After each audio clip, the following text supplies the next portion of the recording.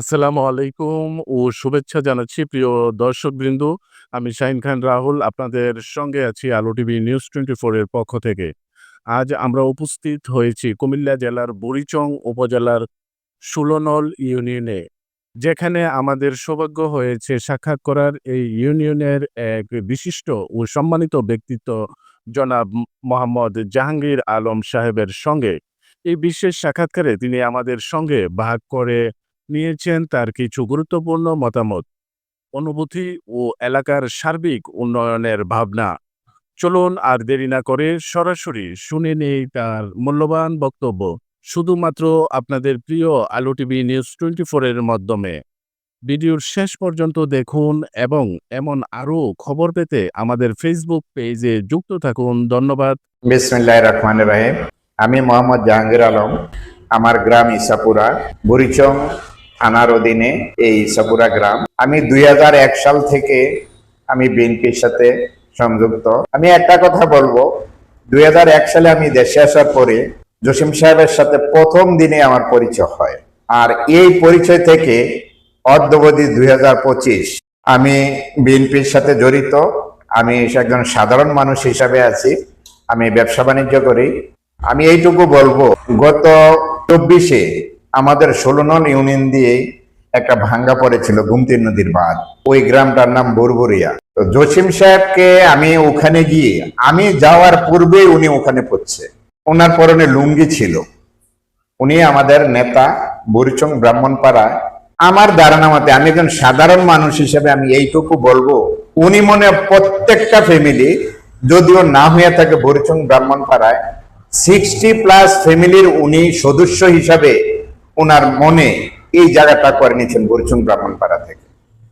60+ হবে, যে প্রতিটা ঘরে ঘরে ওনাকে, উনি, এটা ওনার অ্যাক্টিভিটিস, উনি যেভাবে মানুষের মনে প্রাণে আসেন, বা আমরা যে আলাপ আলোচনা চা দোকানে, গ্রামে গঞ্জে, বাজারে যে আলাপ আলোচনাটা হয়, এই জিনিসটা থেকে প্রতীয়মান হয় যে উনি 60+ ফ্যামিলির অলরেডি উনি সদস্য হয়ে আছেন এই বুড়িচং ব্রাহ্মণপাড়ায়। আর ব্যক্তিগত জীবনে, এটা আমার একটা ব্যক্তিগত জীবনে কথা বলতেছি। গত 31শে এপ্রিল আমার সহধর্মিণী এন্তেকাল করছেন। আমি এই দেশের মানুষকে বিশ্বাস করাইতে পারবো না, ওনার মতন একজন মানুষ, সাথে সাথে খবর পাওয়ার পর উনি এন্তেকাল করছেন রাত্র 11টার সময়। উনি 11টা 20 মিনিটের মধ্যে আমার বাড়িতে উপস্থিত হয়েছেন এবং সারা রাত্র উনি আমার বাসায় ছিলেন। কাকে কি বলার, কিভাবে কি করতে হবে, লোকজনকে ডাইকা, মানে আর একটা আশ্চর্যের ব্যাপার যে উনি একজন সাধারণ মানুষের কাছে এইভাবে পৌঁছে গেছেন। এখন আপনারাই বিবেক বিবেচনা করেন, উনার মতন মানুষ কি করতে পারে। আমাদের এই বুড়িচং ব্রাহ্মণপাড়ায় আমার দেখা মতে, আমি যতটুকু বলবো, এই জসিম সাহেব মানুষের মরা, মানুষের জানাজা, মানুষের দুঃখ, কারো বিয়ে, কে কোন সমস্যায় আছে, প্রত্যেকটা জিনিস ওনার নলেজে আছে। আমরা সাধারণ মানুষ কি চাই, একটা নেতার কাছে আমাদের কি চাওয়া পাওয়া আছে? একটা ফোন দিলে ফোন ধরবে, উনি একটা সান্ত্বনা দেবে। উনি তো টাকা দিতে পারবে না, আমার মতন মানুষকে উনি টাকা দিবেও না, আমিও নেব না। সামান্য কিছু মুষ্টিমেয় যারা কর্মহীন আছে, দল নিয়ে আছে, দলের জন্য আছে। আমার এক কথায় আমি এইভাবে কথাটা বলবো, আমি একজন সাধারণ মানুষ হিসাবে উনার কর্মকাণ্ডে আমাদের বুড়িচং ব্রাহ্মণপাড়াবাসী কোনো চাহিদা নাই। শুধু আমাদের একটাই কথা, আমরা একটাই চাওয়া যে জসিম সাহেব এমপি হয়ে আসুক। এমপি হয়ে আসলে আমাদের এলাকা উন্নত হবে, রাস্তা হবে, ঘাট হবে, মানুষের দুঃখ দুর্দশা দেখবে। যদি এমপি হওয়ার পরে মানুষের দুঃখ দুর্দশা দেখার জন্য এখনই উনি যথেষ্ট। জাস্ট ওনাকে এমপি আমরা হিসাবে এই জন্য চাচ্ছি, রাস্তাঘাট উন্নয়ন হবে, সরকারি কাজকর্ম হবে, আর মানুষের পাশে পোষার মতন এবং মানুষের দিলে স্থান করে নেওয়ার মতন উনি কর্মকাণ্ড এই 17 বছর 25 বছর উনি এটা করেই যাচ্ছে। করোনার সময় আমি যতটুকু আমার জায়গা থেকে আমি দেখছি, যখন মা ছেলে চেনে না, ছেলে মা চেনে না, ভাই বোন চেনে না, ছেলে বাবা চেনে না, তখন উনি যেখানেই শুনছে ওনার করোনা হয়েছে, উনি ওখানে উপস্থিত হয়েছে। মৃত্যুবরণ করলে ওনার নিজস্ব খরচে উনি লাশ কাঁধে নিয়ে দাফন করছে। বর্তমান মিডিয়ার লোক, আমি আমার তরফ থেকে বলবো, এবং যদি কারোর কোনো আমার কথায় যদি কোনো অবিশ্বাস হয়, তাহলে এলাকাতে বুরুচুং ব্রাহ্মণপাড়ায় এসে রিপোর্ট নিতে পারে। ওনার যে টিম আছে ওরা এই জিনিসটা নিতে পারে। ফোন করলে রাত্র 3টার সময় যদি জসিম সাহেবকে ফোন করা হয়, উনি ধরতে না পারলো 5-7-10 মিনিটের ভিতরে উনি ব্যাক করে। তাইলে আমরা এরকম একটা মানুষ আমরা যদি পাই, আমাদের কিছু না হলো, আমাদের কিছু না করলো, এই বুরুচুং ব্রাহ্মণপাড়ার মানুষ সর্বোচ্চ সম্মান, ইজ্জত, দুঃখ কষ্ট বলার মতন একটা জায়গা আমরা মনে করি আমরা পাবো। অনেকের নাম শুনি তারা বুরুচুং ব্রাহ্মণপাড়া থেকে নমিনেশন আশা করে। আমি তাদের কাছে একটা প্রশ্ন করব, ওনারা কিন্তু আমাদের চেয়ে অনেক অনেক বিজ্ঞ, অনেক আগে রাজনীতি করে, অনেক কিছুর মালিক। আল্লাহর দিকে তাকাই আপনারা যারা আজকে বুরুচুং ব্রাহ্মণপাড়ায় এই নমিনেশন চান, মানবিক দৃষ্টি থেকে আপনাদের বিবেকের উপরে আমি সাধারণ মানুষ একজন ছেড়ে দিলাম।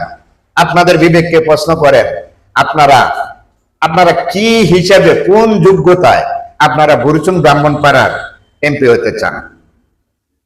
একজন এমপি তো সাধারণ মানুষের একজন কি হবে, বন্ধু হবে, সাধারণ মানুষের দুঃখ দুর্দশা দেখবে। এই 20 বছর 25 বছরে আপনারা কোনো একটা ফ্যামিলির খোঁজ নিছেন কিনা আমি আপনাদের উপরে ছেড়ে দিলাম। আপনারা এমপি হন, আরো দেশের অনেক বড় কিছু হন, আমাদের কোনো কিছু আসে যায় না। আমাদের এলাকা, আমরা আপনাদেরকে সম্মান করব। বাট যদি আপনারা তো বুদ্ধিজীবী, এই দেশের বুদ্ধি দেন, দেশ কিভাবে চলবে, আপনাদের বিবেককে প্রশ্ন করে আপনারা নমিনেশনের জন্য আসেন, অবশ্যই আমরা আপনাদের পাশে থাকবো। যদি আপনাদের বিবেক সাড়া দেয়, আপনার বিবেক সাড়া দিতে হবে, এবং এই দেশের প্রত্যেকটা ভোটারকে বুরুচুং ব্রাহ্মণপাড়ার বিবেক সাড়া দিতে হবে, হ্যাঁ আমরা এখন আপনার পাশে যাইতে পারি। আর যদি আপনাদের বিবেক যদি সাড়া না দেয়, যদি আপনারা বিবেকহীন ভাবে আসেন আমাদের কাছে, আমরা সাড়া দিতে পারবো না। সবাই মিলে, আমি ব্যক্তিগতভাবে আমি মনে করি জসিম সাহেবকে আনকন্টেস্ট, যার সাথে কোনো প্রতিদ্বন্দ্বিতা থাকবে না, আপনারা সবাই তাকে নিয়ে আইসা আমাদেরকে পরিচয় করাই দিবেন। আপনারা যে 5-6 জন আছেন যে আগামী দিনের এমপি জসিম সাহেব হবে, আমরা সবাই মিলে ওনার কর্ম করব। ওনাকে ভোট দিয়ে গণতন্ত্র প্রতিষ্ঠা করার জন্য বুরুচুং ব্রাহ্মণপাড়ায় আমরা ওনাকে দিয়ে গেলাম। আপনারা সবাই আমাদের সাথে আসেন। সর্বশেষ আমাদের জসিম সাহেব এর সুস্বাস্থ্য কামনা করি, আল্লাহ তাআলা ওনাকে দীর্ঘায়ু করুক, উনি আমাদের কাছে ফিরে আসুক, আমাদের শুভ বুদ্ধির উদয় হোক, ওনাকে আমরা এমপি হিসাবে দেখতে চাই। আমরা প্রত্যেকের দ্বারে দ্বারে কাছে, আমি এতটুকু বলতে পারি, বুরুচুং ব্রাহ্মণপাড়ায় যদি জসিম সাহেবের সাথে অবিচার না করা হয়, জানি না কি হবে। 60 আপ ভোট পেয়ে জসিম সাহেব বুরুচুং ব্রাহ্মণপাড়া থেকে এমপি হবে। আমি সাধারণ মানুষ, আমি নেতা না, আমি নেতার বক্তব্য দিতে আসি নাই, কথা বলতে আসি নাই। আপনারা এই বিশ্বাস রাখেন। আমাদের দলের কাছে সবিনয় বিনীত অনুরোধ থাকবে, আপনারা আপনাদের টিম দ্বারা খোঁজ খবর নিয়ে আপনারা সঠিক সিদ্ধান্ত নেবেন। আমি এই আশা প্রত্যাশা ব্যক্ত করে আমার সাংবাদিক ভাইদেরকে ধন্যবাদ জানিয়ে, ওনারা যাতে এইভাবে বক্তব্য নিয়ে আমাদের দলের কাছে পৌঁছাইতে পারে, আমাদের নেত্রীর কাছে পৌঁছাইতে পারে, আমাদের রাষ্ট্রনায়ক জিয়া তারেক সাহেবের কাছে পৌঁছাইতে পারে, আমরা এইটুকু আশা করি। সবাই ভালো থাকবেন। আমি ব্যক্তিগতভাবে মানসিক বিপর্যয়ে আছি, আমার জন্য দোয়া করবেন। আপনাদের সবার দোয়ার দরখাস্ত রইল। আপনারা ভালো থাকবেন। আমাদের জসিম সাহেবের জন্য প্রত্যেকেই দোয়া করেন। এই বলে আমার বক্তব্য আজকে এখানেই বিদায় নিলাম। সবাই ভালো থাকবেন, সবার সুস্বাস্থ্য কামনা করছি। খোদা হাফেজ। জিন্দাবাদ বাংলাদেশ।